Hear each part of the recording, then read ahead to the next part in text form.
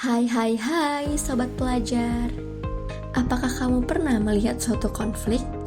Apa yang kamu ketahui tentang konflik? Perhatikan cuplikan singkat berikut ini yuk. Masa buruh membawa sejumlah tuntutan.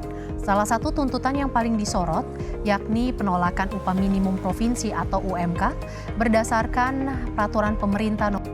Video tadi menunjukkan adanya demonstrasi yang dilakukan kaum buruh dan pekerja. Apakah hal tersebut dikategorikan sebagai konflik sosial? Menurut kamu, apa yang menjadi penyebabnya? Untuk mengetahui lebih lanjut, pada video pembelajaran kali ini kita akan mempelajari materi konflik sosial secara saksama dengan menyenangkan. Sebelumnya, intip dulu yuk tujuan pembelajaran berikut. Peserta didik kelas 8 SMP mampu 1. Mengidentifikasi definisi konflik sosial menurut ahli dengan tepat. 2. Menyebutkan faktor penyebab konflik sosial dengan tepat. 3. Menganalisis dampak dan penanganan konflik sosial dengan tepat.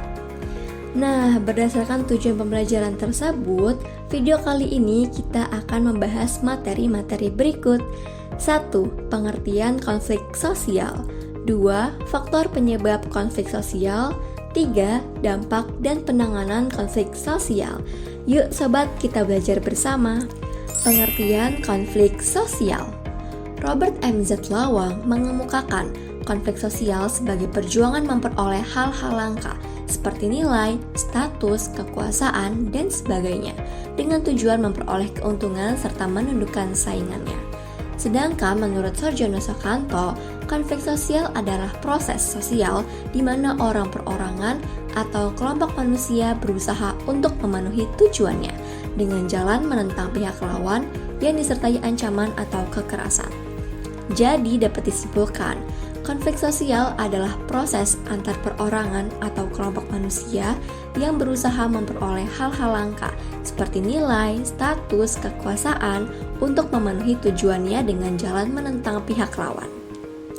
Menurut kamu, mengapa dapat terjadi konflik sosial? Apa yang menyebabkan suatu hal memicu konflik? Yuk kita cari tahu beberapa penyebab konflik sosial yang biasanya terjadi dalam kehidupan sehari-hari. 1. Perbedaan individu. Manusia merupakan individu yang unik.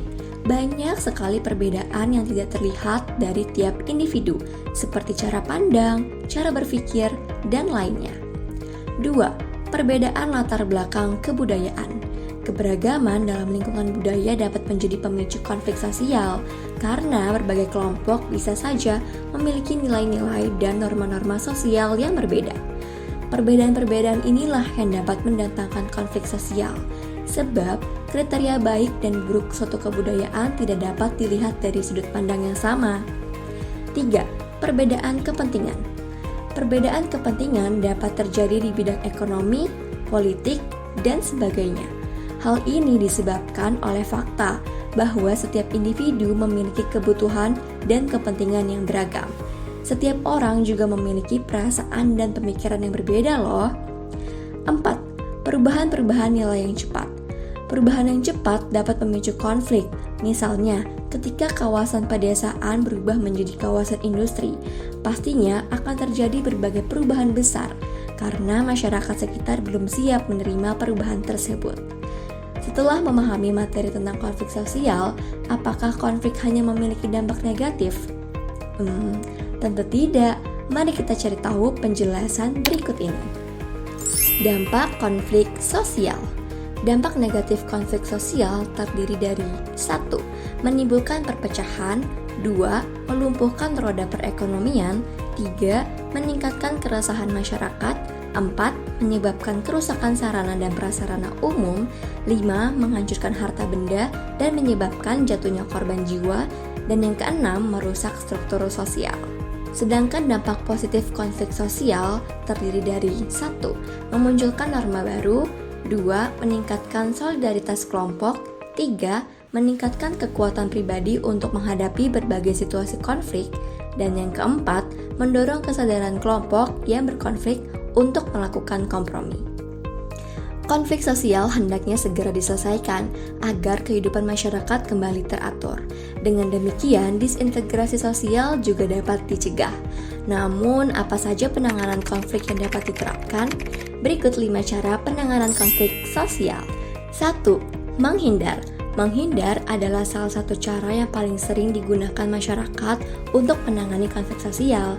Hal ini dilakukan karena suatu kelompok yang berkonflik merasa tidak akan mencapai tujuan mereka. 2. Memaksakan kehendak.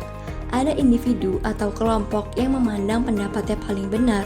Oleh karena itu, dengan segala cara konflik harus berakhir dengan kemenangan di pihaknya. 3. Menyesuaikan keinginan orang lain. Kelompok masyarakat seperti ini tidak menginginkan konflik terus berlanjut. Maka dari itu, terkadang mereka lebih memilih mengorbankan tujuan pribadi demi membentuk keharmonisan. 4. Tawar-menawar. Negosiasi atau tawar-menawar kepentingan juga bisa terjadi di tengah masyarakat. Namun, pihak-pihak yang berkonflik seringkali harus mengorbankan sebagian kepentingan mereka demi mencapai keharmonisan. Dan yang kelima, kolaborasi. Kolaborasi memandang konflik sebagai masalah yang harus diselesaikan. Masyarakat akan saling berkolaborasi mencari pemecahan yang memuaskan keduanya demi menyelesaikan konflik yang timbul. Wah, gak kerasa ya, kita sudah berhasil menyelesaikan materi konflik sosial. Tapi jangan lupa untuk mengerjakan evaluasi berikut agar dapat menguji pemahaman kamu, sobat.